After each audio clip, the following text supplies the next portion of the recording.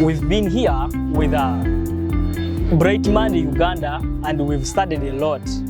As the chairperson, finance MUBS Jinja campus, we've studied and we've learned how to come up with the AI cover page, CV, and how to create or to start a mock interview.